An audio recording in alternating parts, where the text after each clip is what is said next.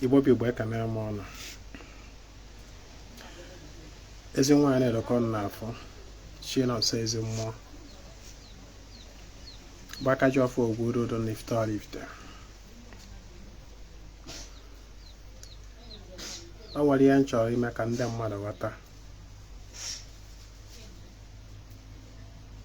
Basalom mother.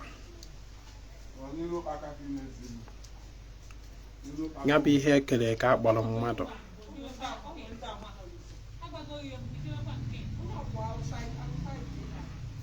It is in your power to decide what happens in your life and how your life goes. Your chi is that force or energy that is there to accomplish your desire, your will.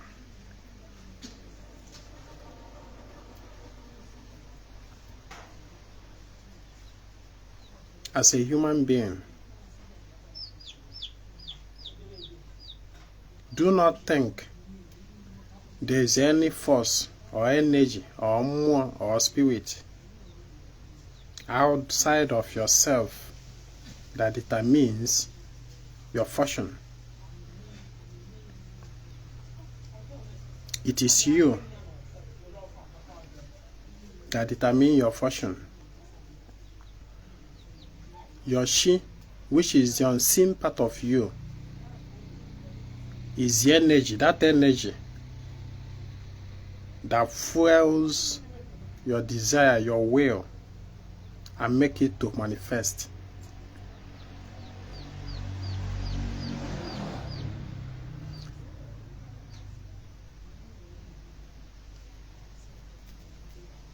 When you say something or you desire something, it is your chi that gets involved, and that thing you desire bears the spirit force or energy for manifestation. And when your chi is not involved, it is impossible for something to manifest in your life. Whatever that happens to you must necessarily pass through your chi. I want you to understand that if you don't consciously will something, that thing can never happen. If you don't consciously desire something through the powers of your mind, the powers of your emotion, the powers of your intuition, that thing cannot manifest.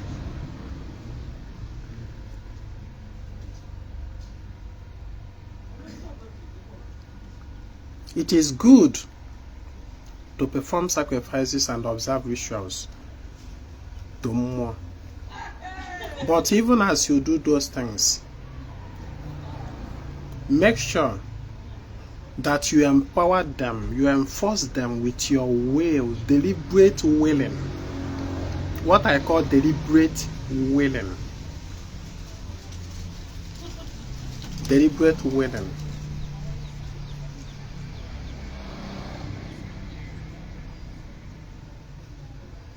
You should state emphatically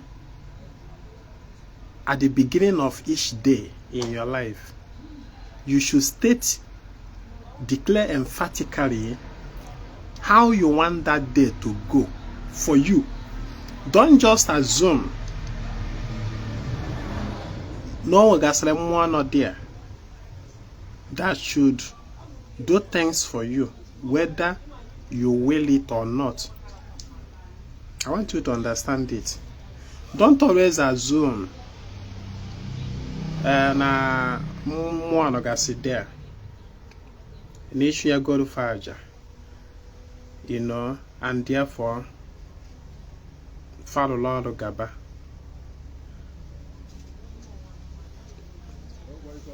Understand the fact that all these more energies. And what fuels those energies is your will. At every rising of the sun, every beginning of a new day in your life, you should make ordinances. You should make declarations. You should order the way you want things to go in your life.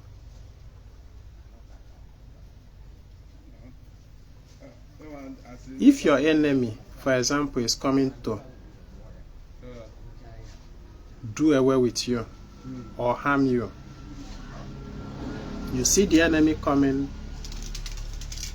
and you just assume that, you know, na inwere mmụọ nke nwe mmụọ nke ọ dozu mmụọ na ha anọsị.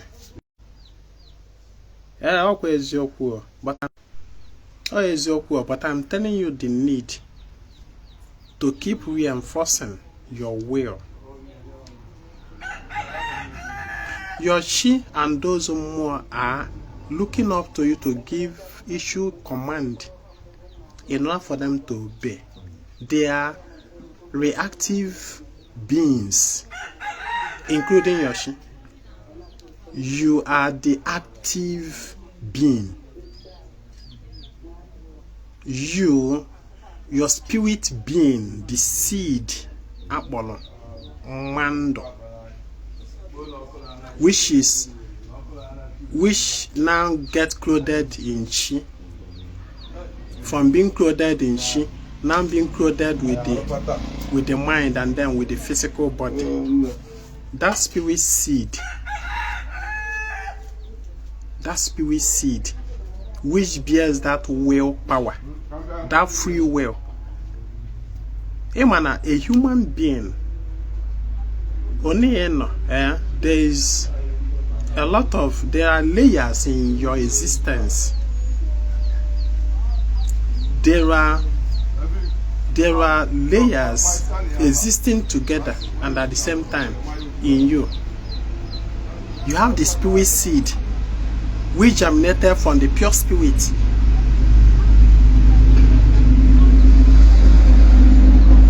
And being that this spirit being that germinated from the pure spirit bears that free will, which it shares in common with its parent, being the being Ufado Badia Chuku, Ufado Badia God, Ufado Badia primordial force. That free will is what likens man to that being, whichever one it was there. That's your will. It is that your will that every other dimensions of your existence listens to. Starting from your chi, which is the emotional, the soul realm, then to your mind, which is the, to your we are talking about the soul and the emotional, then the mind, and then the physical body. It is that will, the will power, the will force, which is one with that spirit seed from man. On your way, empowers others. So, if you don't consciously, deliberately strike that will, you should not expect any other force below to act, including your chi, and then other more within the universe that serves you. What am I trying to establish? What I'm trying to establish is that you should deliberately and consciously instruct the universe. The universe includes your chi, because your chi germinated from within the universe. The spirit seed that make you a human being is even higher than your chi. Often than that, I say your chi is your higher self, this and that. It is a wrong information. The spirit seed, that pure substance that germinated from the pure spirit realm, that now descended into the universe to encounter chi for the very first time, and now get clothed in chi, and now they started descending up to this physical realm. That is the pure seed I'm talking about. Onyawa bụ nke bụ the pure intuition. Onyawa bụ the will that makes man powerful, the free will. Apart from that spirit, that pure substance about the spirit is n'ime okike wee pụta. Every other being is inactive. The only force that activates every other being, including Yoshi, but again, that free will, that pure substance, n'ime okike. I am telling you, you should deliberately decide how your life should go by striking your will. Don't expect anyone to do that for you. If you don't act, if you don't strike that will, every other more becomes inactive. You activate more by your will. That is why you were on in the past. The second, you are naturally connected to more dishes, and all that. But you should go and activate your connectivity with that more. Activating your connectivity with that more is going to that more to give instruction by your will. Activate that more by your willpower. If you don't do that, that more remains inactive in your life. Your Shi, for example, remains inactive until you activate it. Activating your Shi is by that instruction of your will, by however means you now want to do it. Mommy, what I know? No person go on every day. Note that out of one dozen in they connected to you, she gave the leader. Once your Shi moves, every other things moves. And to move your Shi, you do that by striking your will, instructing your Shi by your will. Your Shi is that force that now connects you to others. Or Shi is wherever a human being, a human person, even yourself, give instruction about your life, it strikes first in your Shi. Your Shi reacting, then makes that thing to come to manifestation. I don't know if you understand. Assuming you want to speak into your own life. When you speak into that your life, that thing you speak into your life, first of all, strike your Shi. It strikes in your Shi. Or strike Yana Shigi, you have set emotion. Once it strikes in your Shi, you have set emotion. Your Shi will now begin to move every other spirit to accomplishing that which you have said. Did you know that someone that is not you, someone else that is wearing another body, can as well instruct your Shi? And your Shi will go into motion. And your Shi will set other beings that are connected to you in motion to accomplish what that person have said into your life. Did you know? Onye abuna mmadu nwere ike ịgwọ ọgwụ ọjọọ with afa gị. Ọgwụ ya metụta gị. Onye abuna mmadu nwere ike nọ somewhere make a negative pronouncement, negative utterance. That utterance onye ahụ make a strike ya your Shi. And then ihe onye ahụ kwuru abịa bido mewe na ndụ gị. Onye abuna somebody nwere ike nọ somewhere kwuo okwu ọma n'isi gị n'afa gị. Afa gị ahụ mention will strike your Shi. The person is giving instruction by his human will. You are every human person have free will, have that authority to instruct any more within the universe, and your Shi is part of the more within the universe.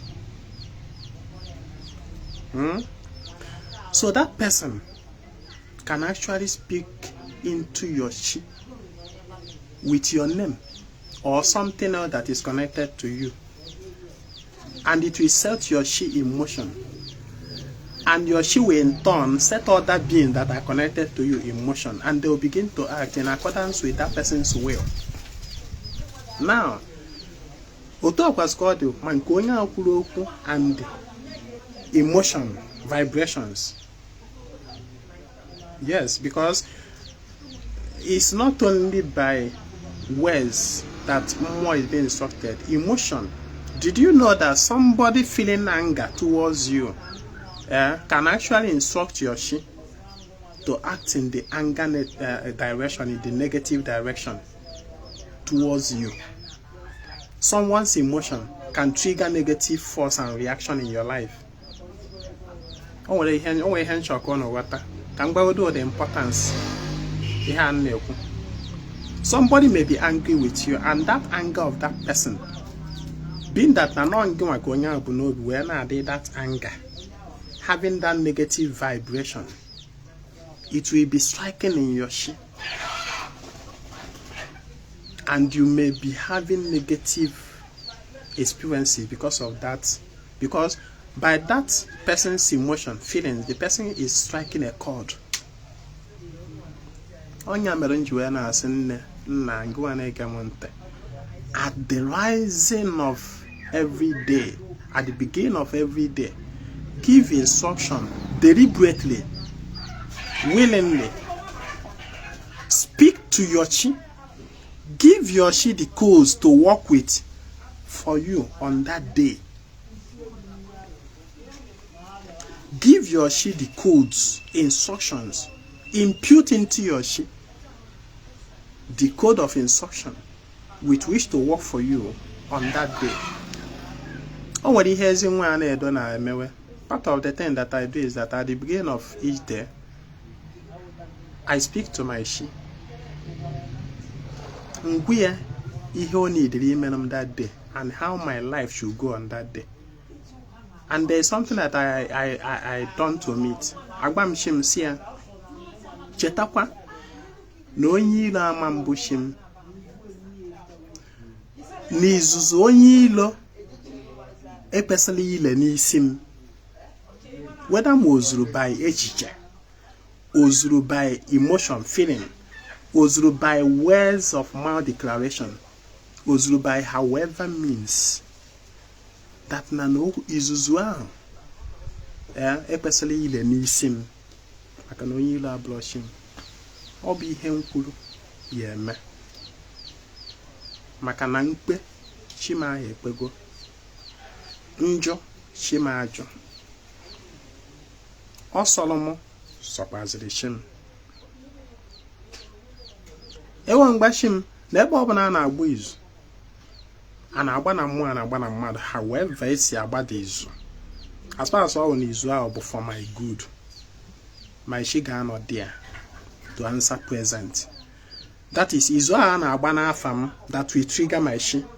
It will be for positive izu, and chim je ebe ahụ ọhatanu m oke.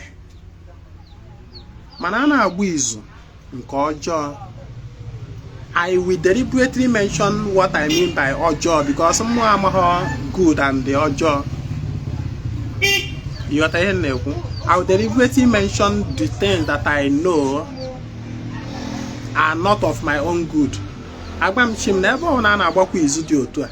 If you get me abogene gbakọta ha azụ, we ha na agbo ọmazụ nya mba ke ha na nya ịgbakọta to turn your back on something, not to give a listening ear to something. But you that na in such situation, that let your chi not give heed to such instruction. I deliberately do this. Makana one ogolo se no na ela shaha no nya ala shala ge. If you don't deliberately instruct your chi with certain code, other peoples will help you to do that, and it may not favor you. But I just have to say it.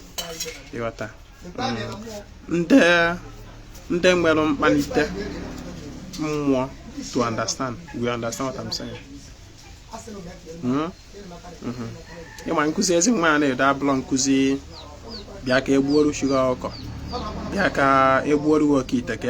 This and that. I teach you lessons that will make you a normal human being. Our principle that something that if you understand and apply it in your life, you need too much or you need too much charger. With the little things and the application of that your higher consciousness. Things are naga. No. You don't need to do too much. You just do few little things and then you boost them with your higher consciousness. Higher consciousness, awareness, information. If you don't have quality information to govern your life, quality consciousness to govern your life, you got to get a page and work at a program or what? Don't want to find a macacum, don't cafacacum, make a chief in a culture and maculture and other where. But people that actually understand the principles of spirituality, we do only little things and then boost it. Everything is within you. All the energies, everything not within you. It's about what information are you acting on. Isn't why we always tell you that you cannot do better than the knowledge you have. You cannot go higher in life than the knowledge you have. Or you make a knowledge, but the more you expand your knowledge, the more you expand your possibilities. Spiritual knowledge. One day, I'm a naga fialing water, Manande Watarian, Tian, and you understand, you will testify. Deliberately instructions on the things you need and be specific at every morning. Oh my God, to teach him because he's alone in the past. My name I go do to an enthusiasm man have bo be a camera on kake boutique, moto, and this and that, People don't always feel interested in it. Nkuzimo make a bullet, you live where normal human being life. You live where conscious life. Anything saying you to an things different from the way others see it. That is my teaching. I may not give you that. If on both that ego and I included in it, you can with a quasi. Like an amon. Go be good morning. Anom na more tawo eke, anom no good. Ka mfopande biari memo nkuzi yengmatia, try to share it. Try to share it. All my teachings on this page, go through them, apply them in your life. Oh God, to nkuzi go little things and mother ganeme. Anyway, if I teach you, if you know the drum no na sabi, me I go the drum. If I know I got them, that is just it. But I just try to share little tips, secrets to you guys. I always tell people that shot me in boss, and I do tell them, see, listening to my teaching and applying them in your life is far more important than maybe I put them.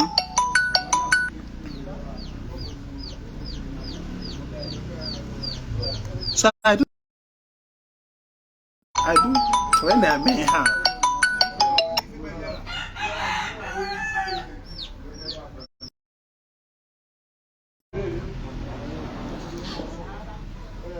So I do say it that listening to Ezingman Edo teaching on social media and applying it in your life is far more important than chatting him in boss. It's far more important than a beke or Gambia. those my teaching that I give on social media that you get, yeah, will uplift you above that your problem marriage you and actually be able. So I always say it, getting my teaching, applying them, practicing them is far more important than if you put them direct. My teaching is already enough for you. Even them on social media blog is count from there. I even discourage it. Don't listen to my teaching and then the next thing you think about is what third alpha do you need? What like previous person I always ask people. So they can swear it is not always good. Influencing man of social media. Hey, the next thing that comes to your mind is can you call Balamafa? Afani na back and Patalo. Can you hear Patagol? Afande Bagolo. What's need? What's like Kehij goal for women? Can I show more? If you are able to defeat that urge in you of Edna Barren, Dibia, Balamafa, Dibia, and Ife. If you're able to defeat that urge in you, that any DB on a phone, the next thing Gabia Genusia book and Gak on the Neremife, any DB on a phone, you won't, you man calm down. Okay, what I go to Kedihonia and a Kuzi, get good, come be go 1 or 2. Or from Kuzia, come Tiagodi and Andom, come Manugodo, him men with it. You are not after that. He shall Boha, Dibianwa, on the Kuzquan Kuzidema, on the Kuku Kudema, you know, we horn American. The next time book and Jack or Balamafa. I found the Wakatago can be the Bawafa. What's impute in your life so far? So what I'm telling you is that my teachings on social media will take you far, do far more for you than running after any dibia. If in this our generation, the more you concentrate on it naturally the more your life get confused. Okay, pulo sena ofekana bana bedi bia dan bo agago obloziketa. Ipulo ofekana bana bedi bia every day ga da bo no iwonyo anya. That is why you need to train yourself to be self-dependent. My name is Ezinwa. I come for a total restoration of ordinary men and Igbo. Shetan and Kwani If you want to be part of Saraka, I know no BI every unqua. You chat me on my WhatsApp. The Japanese airline a month ritual like month of February ritual is ongoing now. You can still be part of it. My WhatsApp number is 080-324-77868. One love.